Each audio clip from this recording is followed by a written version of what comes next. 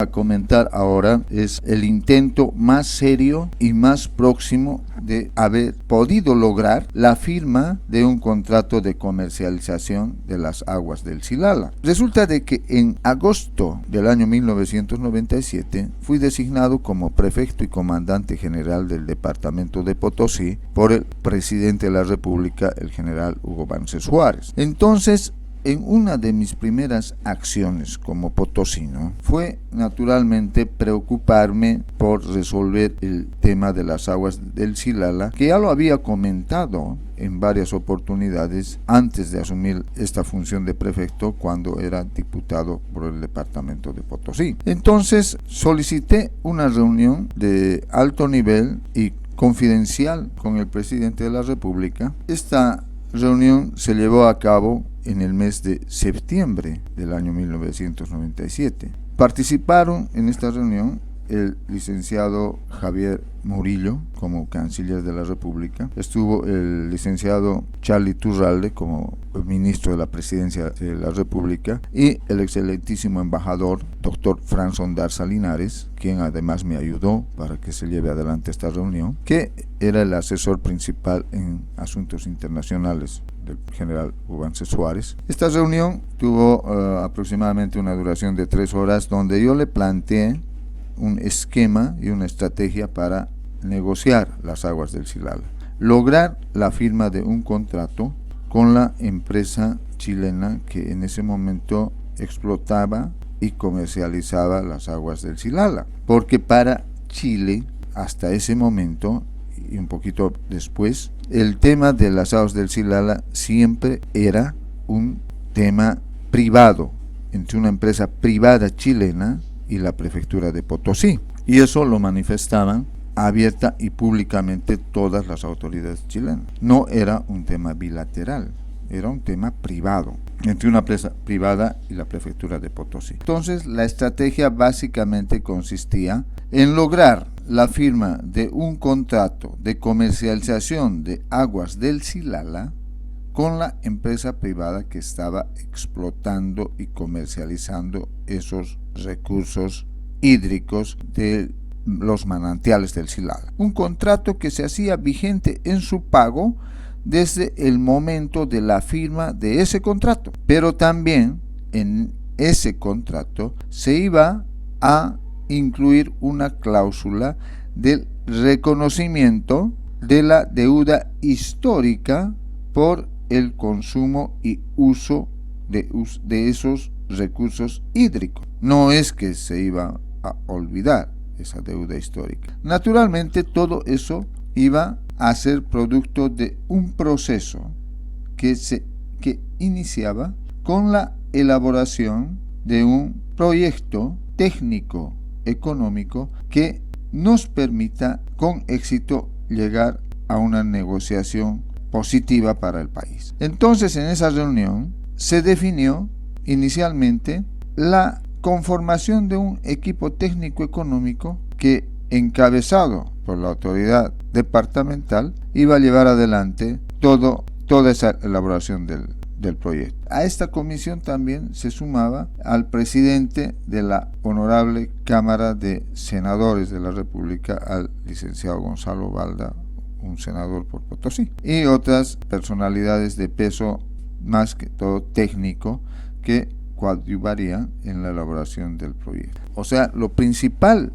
en mi objetivo, en mi estrategia, radicaba en que con la firma de un contrato de esa naturaleza, ya sea Chile o la empresa que explota las aguas del Silala, iba a reconocer que esas aguas eran bolivianas con la firma de un contrato y naturalmente implícitamente la soberanía sobre esas aguas. No me interesaba a mí el monto, cuánto le íbamos a cobrar a la empresa.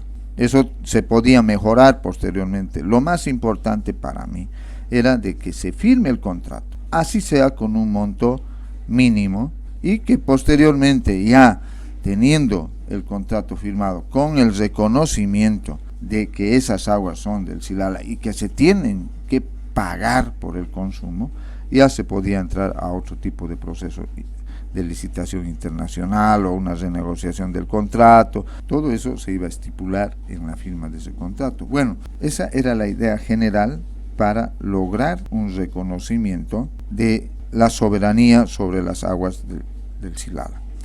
Esto fue aprobado por el presidente de la República, pero adicionalmente se le pidió que yo tenía que ir reforzado a cualquier tipo de negociación. Para eso necesitaba de un perfil técnico, económico y financiero que me permita ver todos los parámetros de negociación.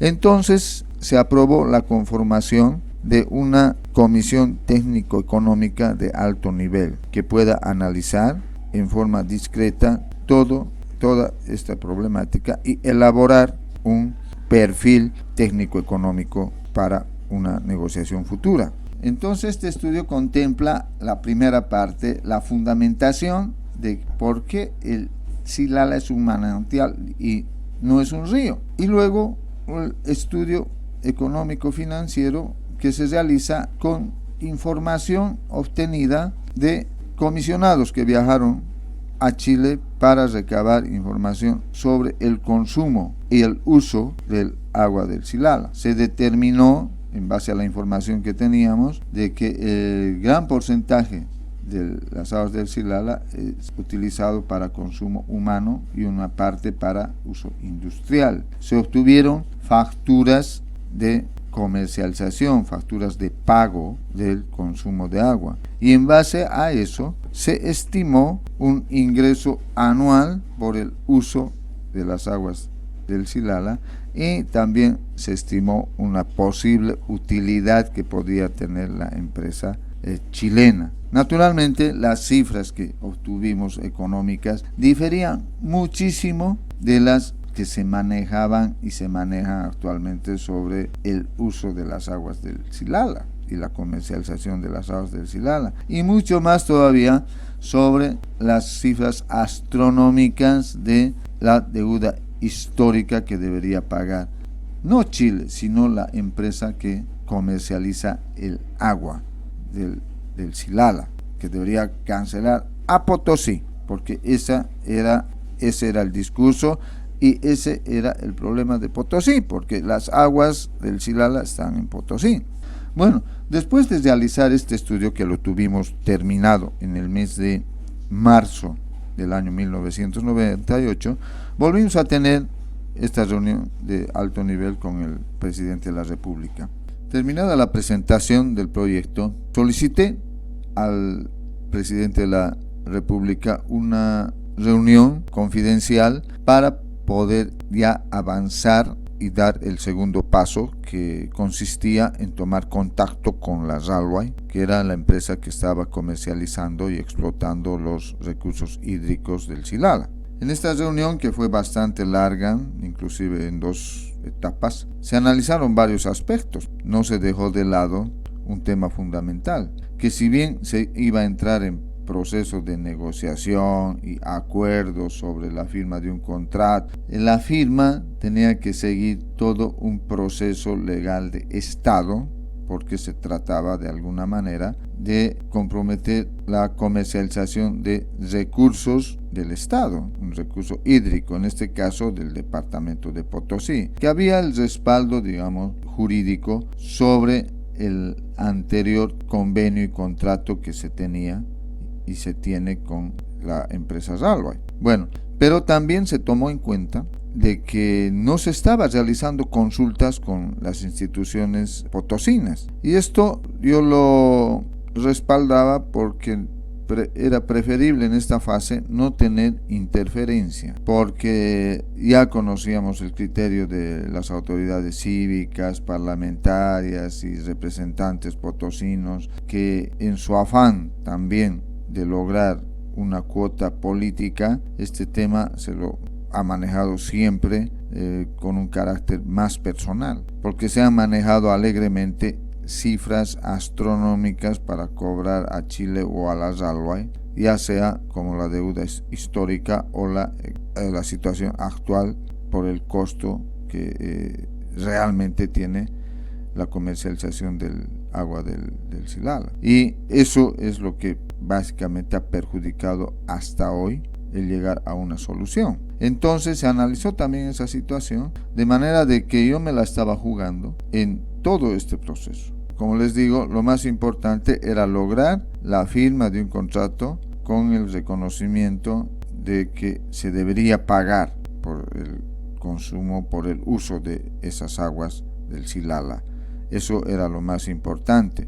Y no iba a ser un contrato indefinido tampoco el que yo tenía en mente firmarlo, sino que iba a tener cláusulas en las cuales, haciendo uso de su soberanía, Potosí podía llamar a una licitación pública internacional o prácticamente ver la mejor forma de administrar esos recursos. Pero esa ya era una segunda fase. Bueno, luego de esas reuniones intensas, logré conseguir la autorización para tomar contacto con las aguas. Y es así de que en el mes de junio del año 1998 tuve la reunión confidencial con la gente de las Alway en la ciudad de La Paz, donde planteé claramente cuál era la posición del departamento de Potosí. Las Alway no se negó a hacer un reconocimiento económico por el uso de las aguas del Silala, por la comercialización, pero sí, ese pago de ese canon que debería pagar tenía que estar en base a un análisis de mercado del costo que implicaba la comercialización, que ellos tenían su propio cálculo y nosotros teníamos el nuestro, porque como les había comentado anteriormente, contábamos con las facturas de cobro del consumo de agua, sabíamos cuánto estaba destinado para consumo humano y cuánto para consumo industrial y todos esos detalles. Los de las Alway no se negaron a firmar un contrato reconociendo un monto fijo por el uso de las aguas del Silala. Tampoco se negaron a un reconocimiento histórico por el consumo de las aguas del Silala, que se iba a contemplar en el contrato. Y también había la tercera cláusula fundamental, que transcurrido un determinado tiempo, que no se había estipulado todavía los años, Potosí podía tomar la decisión libre de administrar sus recursos como viera mejor conveniente. Bueno, todo eso ya se iba a estipular con mayores detalles en una segunda reunión que se iba a realizar en el mes de octubre de ese mismo año, de 1998. Lamentablemente esa reunión de octubre ya no se llevó adelante, porque en el mes de agosto de ese año yo fui destituido del cargo de prefecto y las Alway decidió no seguir adelante con las negociaciones, porque las autoridades que se hicieron cargo no les revestían ningún tipo de confianza para una negociación de esa naturaleza, y se quedó ahí trunco todo ese esfuerzo que hasta ese momento se había llevado adelante. Bueno, se quedó ahí, no se avanzó absolutamente en nada. La comisión que había sido conformada quedó de ipso facto disuelta, y luego se cometió el grave error de licitar las aguas del Silala en un momento inadecuado de negociación, sin haber tomado en cuenta muchos aspectos que deberían reforzar esa licitación internacional. Entonces, por presión del comité cívico, se llevó adelante esa licitación que permitió empantanar la situación del Silala. Ahí es donde recién Chile declara que el tema es bilateral y deja ya de ser una situación privada entre la prefectura del departamento y una empresa privada chilena. Ahí es donde lo bilateralizan el tema del Silala y declaran con mayor énfasis que es un río, que no es un manantial. Entonces la situación es esa. Lamentablemente hasta ahora no se ha llegado a nada, y yo creo que no vamos a llegar a nada tampoco con la Corte Internacional de Justicia, porque nos va a ocurrir lo mismo que ha ocurrido con el mar. que nos va a mandar a negociar, a conversar, a tratar de llegar a un acuerdo con Chile, que es lo que más le conviene al concierto internacional. No le conviene crear focos de conflicto a la Corte Internacional de Justicia. Lo que va a pretender es mantener las cosas como están. Nosotros queriendo negociar, entrando a un diálogo de sordos. Chile va a seguir declarando de que es un río y que no es un manantial.